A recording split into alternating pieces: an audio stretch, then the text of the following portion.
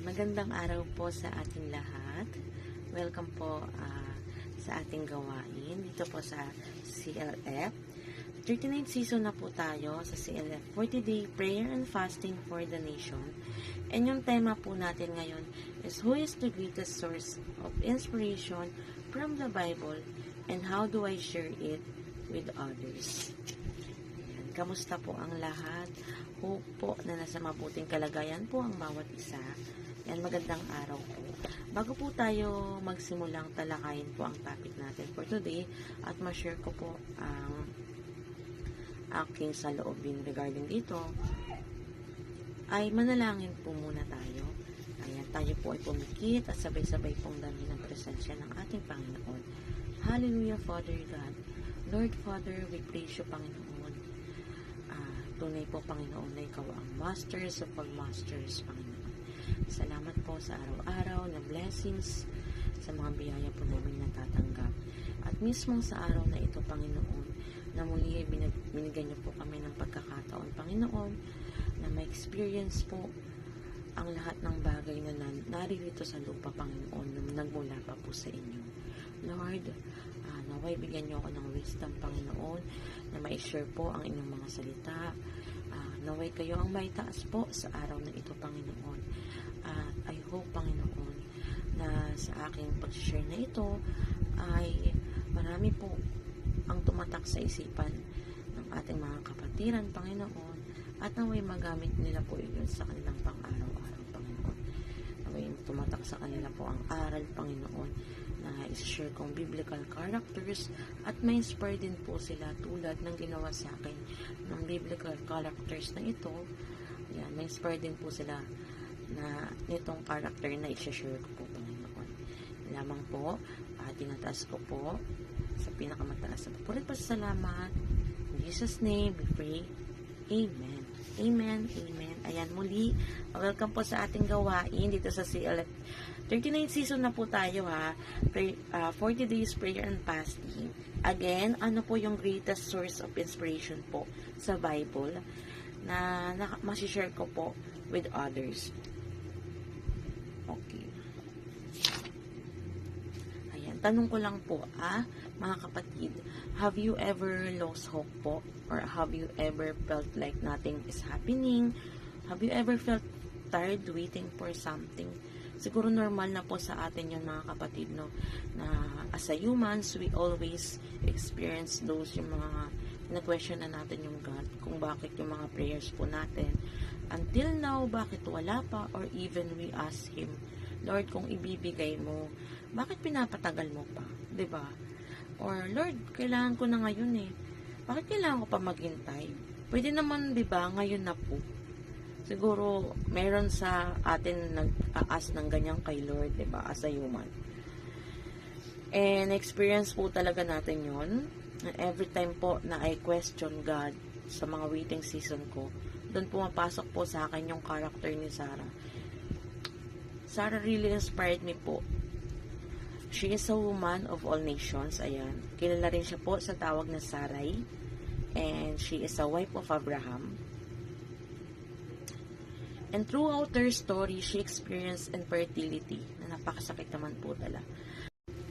But our God promised po kay Abraham na magmumula sa kanyang lahi ang angkan po na countless as a star, yung isang bansa na pagpapalain niya. Diba? May contradiction kasi siya. How come nga naman na magmumula kay Abraham ang lahi, hindi nga siya magkaroon kahit iisang anak? Diba?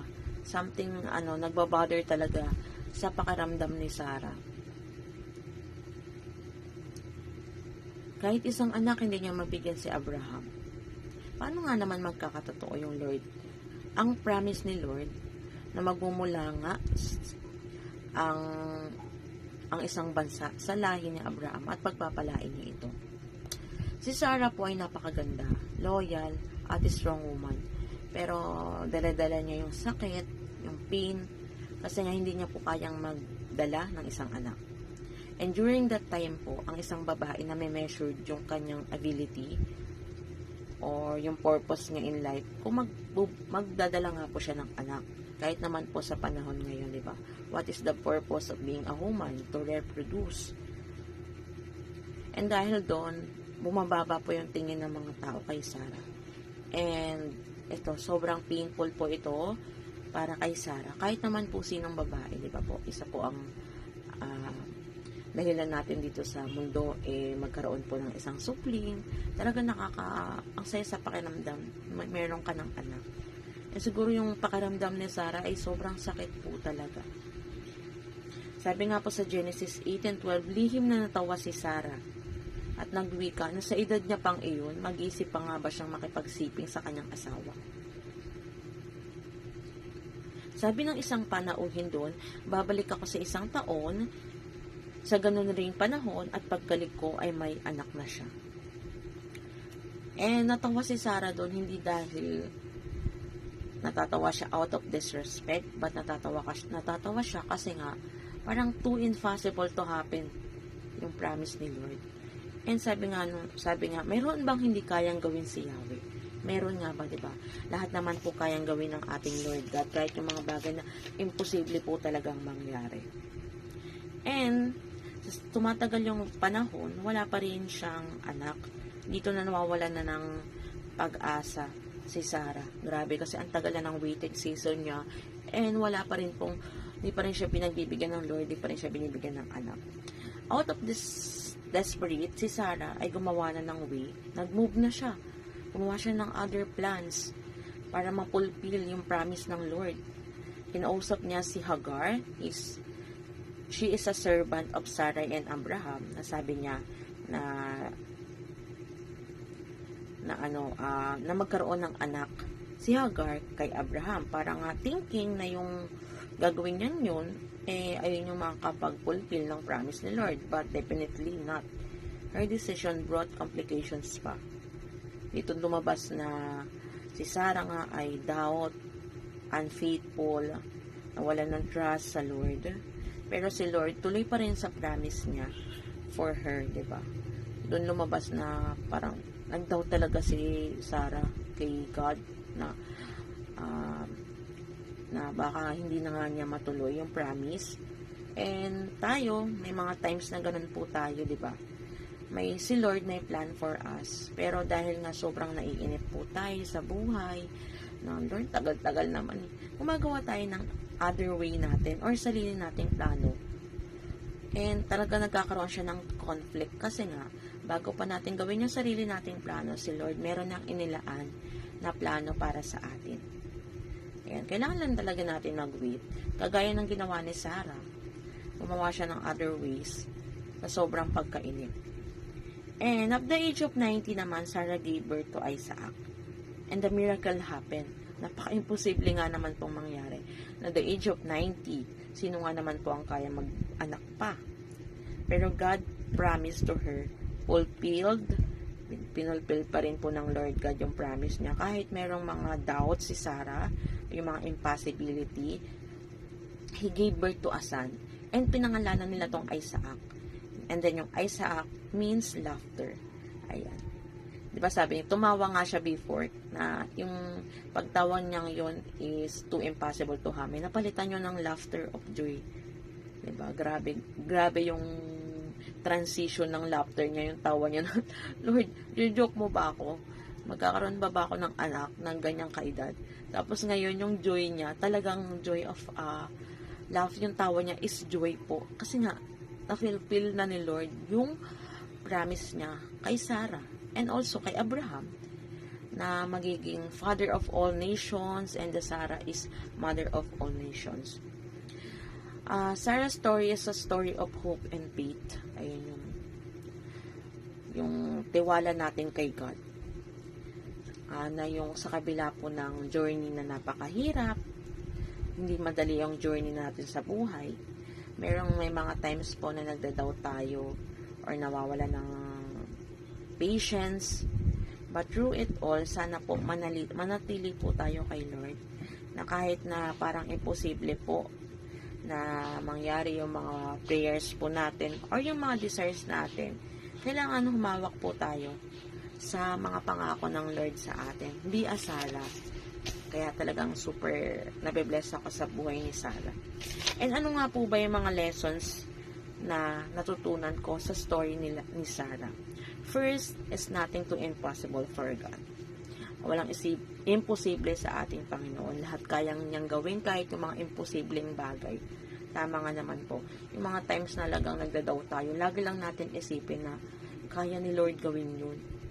Kasi He is the Masters. He is our God, Kings of all kings. Second, God always delivers on His promises. Wala namang promise si Lord God na hindi niya tinupad. May mga times na matagal, pero tutuparin niya rin. Diba? And then next, God timing is always perfect. True. Tama. May mga times talaga na, ayun, medyo nga nalilate lang yung dating. Kasi nga, inintay pa ni Lord yung tamang timing for us. And tama nga, and diba sabi nga po sa Isaiah 60:22, when the time is right, the Lord will make it happen. Yan, kailangan lang natin maghintay. Gasgas na po yung Isaiah 60:22. But, totoo po. And then, patience is a virtue. Next, infertility is not a punishment. Of course, hindi dahil hindi na magkaanak si Sarah, ay pinaparusahan na siya ng Panginoon. Katulad din po nating mga tao. If ever meron tayong sakit, di ba iniisip po natin na siguro pinaparusahan ako ni Lord dahil hindi ako mabuting anak. No, hindi siya punishment. And next, we all mess up and God doesn't hold it against us. Ayan, may mga pagkakataon po na nagkakamali tayo. Pero hindi ito hadlang para tuparin po yung mga pangako ng Lord sa atin. Sineset aside na ni Lord yung mga pagkakamali natin. Kahit sa mga pagkakataong talagang nagkukulang tayo sa Kanya.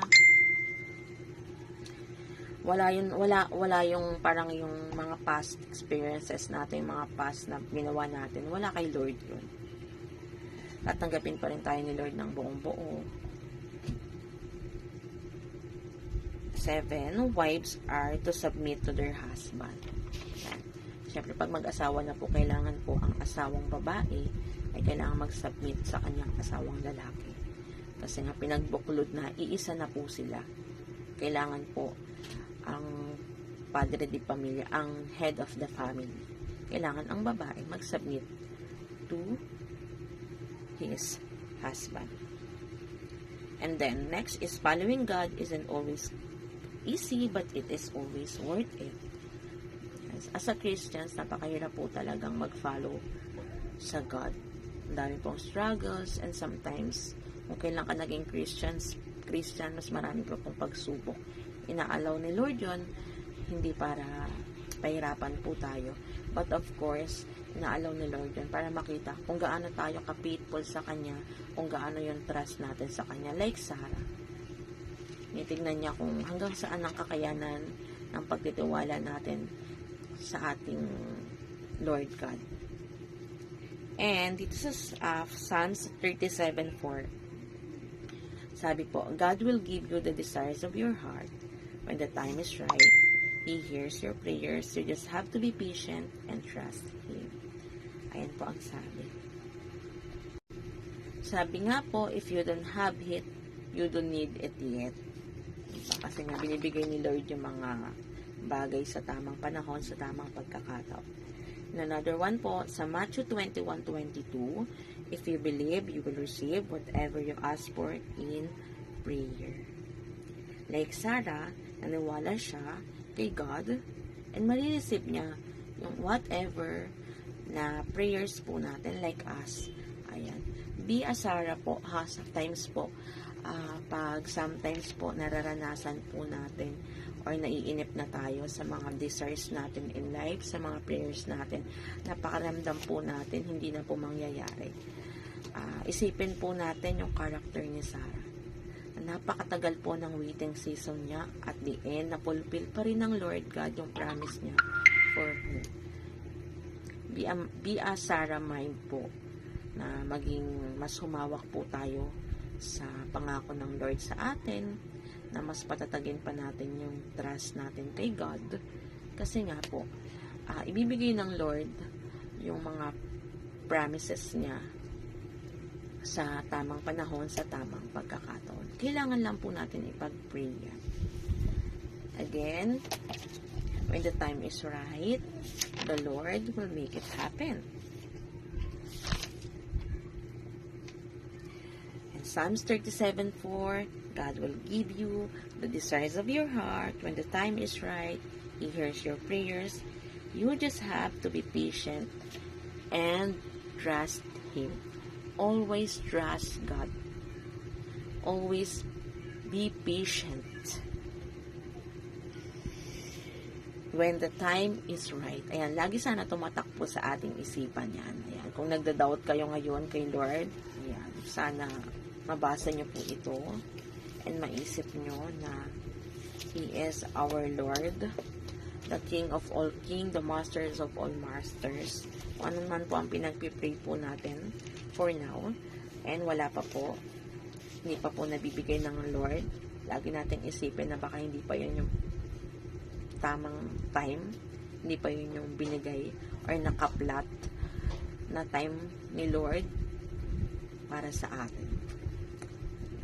Sana po na-inspire kayo sa character ni Sarah, and I hope na ma-change po yung mindset nyo sa about waiting season. Ayan, mas mahabang pasensya pa po. Kasi po, lahat ng pinagpipray po natin, ibibigay ng God sa tamang panahon, sa tamang pagkakataon. Manalig lang po tayo at panghawakan po ang mga salita niya. Dahil po si Lord tapat sa kanyang mga pangako. Yun lamang po. At bago po tayo magtapos, ayan, tayo po uli ay manalangin. Hallelujah, Father God. Hallelujah. Lord, thank you so much po para sa pagkakataong ito, Panginoon. Patawad po kung minsan, Lord God, na masyado po kaming mainipin, Panginoon, sa mga prayers namin, sa mga desires namin in life, Panginoon. Na alam naman po namin, meron na po kayo nakalaang time kung kailan niyo ibibigay yun, pero medyo masyado po kaming mainipin. Please, bigyan niyo po kami ng patience, Panginoon. Patatagin niyo pa po yung faith namin, Panginoon. Itulad niyo po kami sa character ni Sarah, Panginoon. Sa kabila po na mahabang panahon, Panginoon, naghintay siya. Naghintay po na matupad ang mga pangako niyo for her. Lord, gawin niyo po kaming si Sarah, Panginoon, na maging mas matyaga, na maghintay, na mas maging tapat po sa inyo, na mas maniwala po pa sa inyo, Panginoon. Dahil we believe, Panginoon, Lord God, na tunay kayo at tapat po sa inyong mga pangako, Panginoon, Lord God. Ayan, we ask for your guidance, Lord God, sa mga susunod pang araw, Panginoon. And mas patatagin niyo pa po yung faith namin, trust namin sa inyo, Panginoon. Kaya sa ngayon po, Panginoon, nagpapasalamat na kami, Panginoon. At alam namin lahat ng desires po namin sa buhay, Panginoon, ibibigay nyo sa tamang panahon, sa tamang pagkakataon. We just all have to wait, Panginoon. And thank you so much, Panginoon, for all the blessings na binibigay nyo kahit hindi namin pinagpipray, Panginoon. And thank you for today. I hope, Panginoon, na maraming mabless po ang pag-share ko nito, Panginoon. Mas marami pong mapakinig, Panginoon. I-bless niyo po ang bawat isa, Panginoon, ang mga kapatiran, Panginoon. Gayun din po ang bansang ito, Panginoon. At sa mga darating pong bagyo, please, Panginoon, yakapin mo ang bansang ito, Panginoon, na mailayo sa mga sakuna, Lord God. Ayan. We pray, Panginoon, in Jesus' name, Amen. Ayan, maraming salamat po. I hope na na-bless kayo today at sa mga susunod pang araw. Thank you so much po at magandang araw po sa lahat. God bless you all po, mga kapatid. Yun lamang po at bye-bye po. Hanggang sa muli po.